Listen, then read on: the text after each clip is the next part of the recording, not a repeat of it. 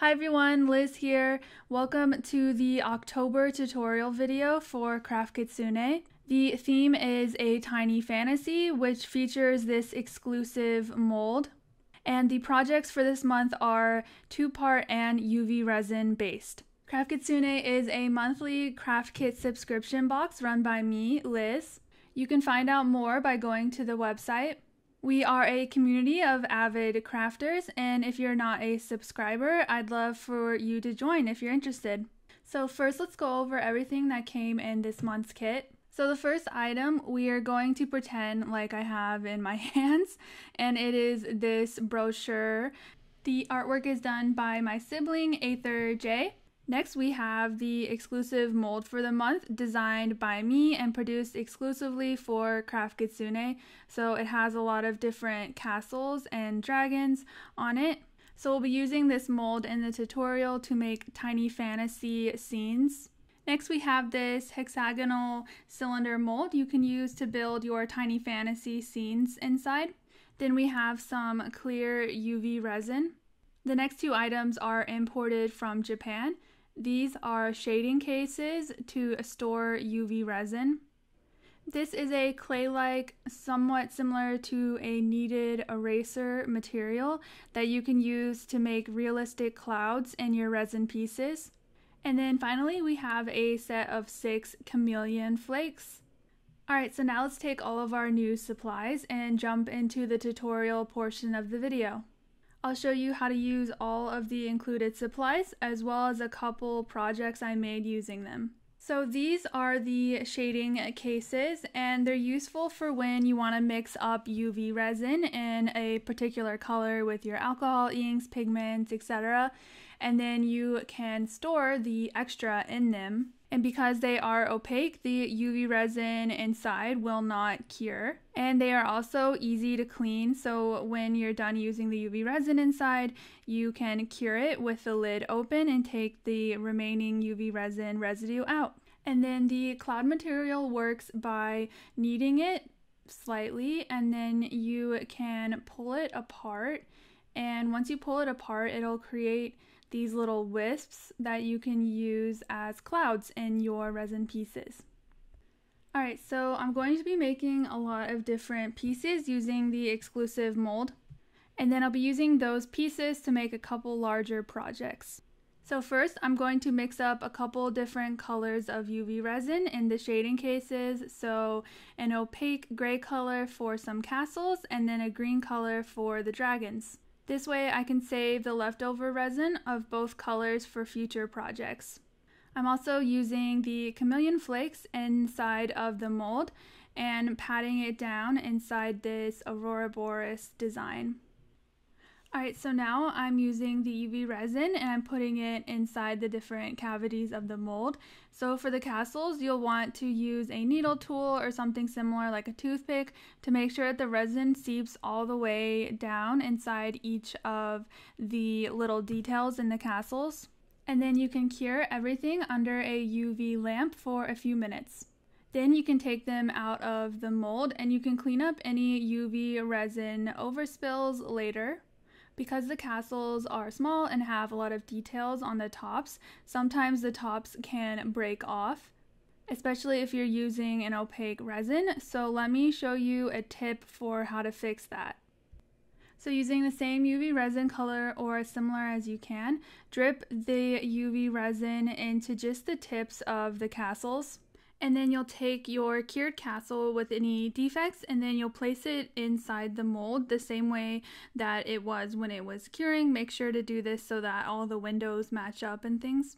And then cure this, and a nice trick is to also cure it from underneath the mold.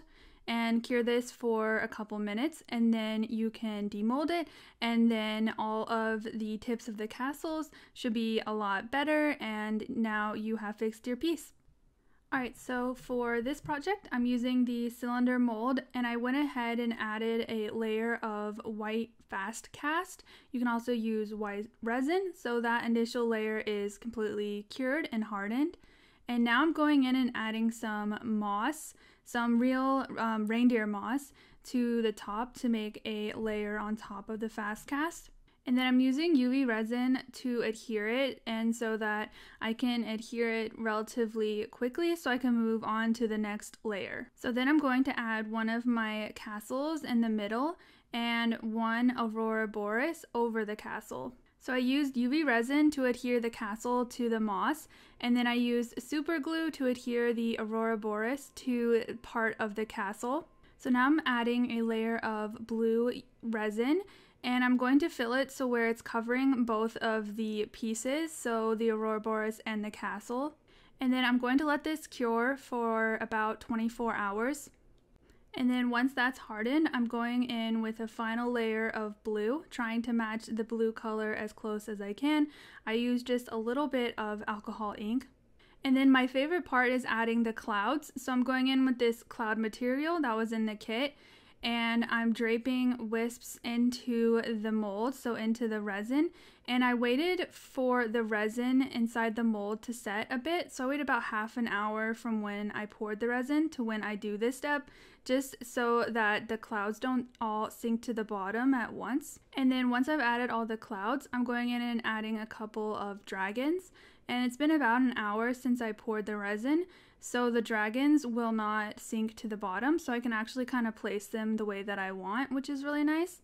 One thing I'll note is that I'm not sure if I like that the dragons are the same color as the clouds. I kind of wanted to do it that way just to see how it looks, but I think they kind of blend together too much. But anyway, that's just my opinion. And then after waiting at least a day for the final layer to cure, everything is nice and hardened and cured, so you can go ahead and unmold your piece. And then the last thing I did was I added a layer of moss around that white initial layer. So I just used some tacky glue and added some moss around it. And then this is the final finished project. And now I'm going to be making a book box using the Craft Kitsune exclusive book box mold.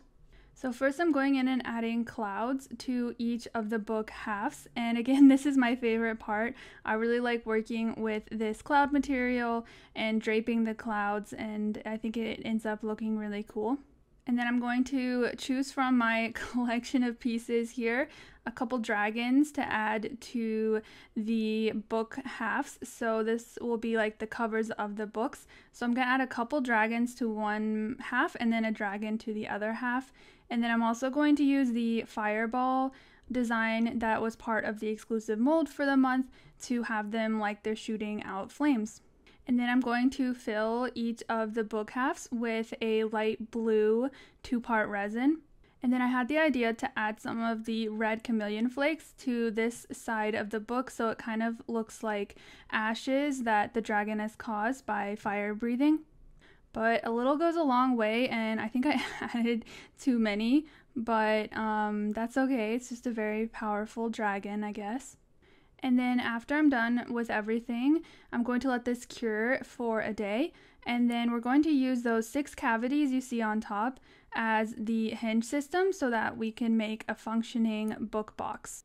So I used super glue to attach the hinges for the book box, and if you want a full tutorial on that, you can watch the February 2021 video on this channel, as well as go onto the website and look at the book box mold product listing, and it'll have all the instructions for how to assemble and use the mold.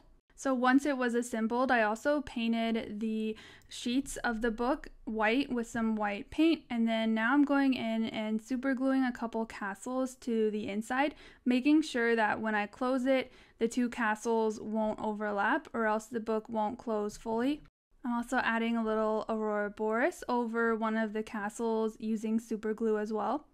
And then I'm using tacky glue and then some gravel so that it'll connect the 2 castles. So I'm making basically a path between the 2 castles. And then once that glue is fully dry, this project is done.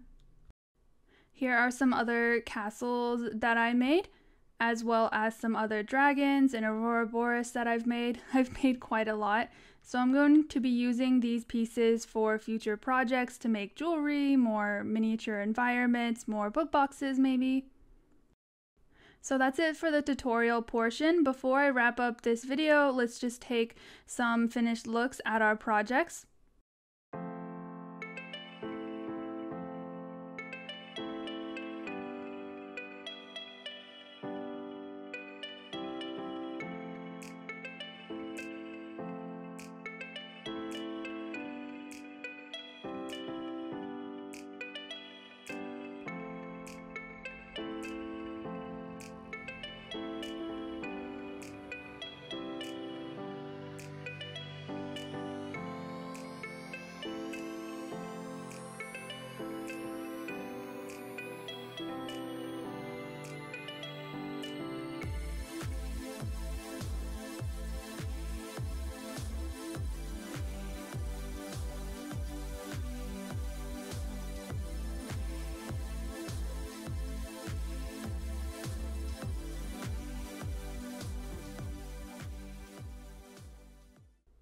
Alright, so I hope you guys have enjoyed this video as well as this month's kit as much as I have.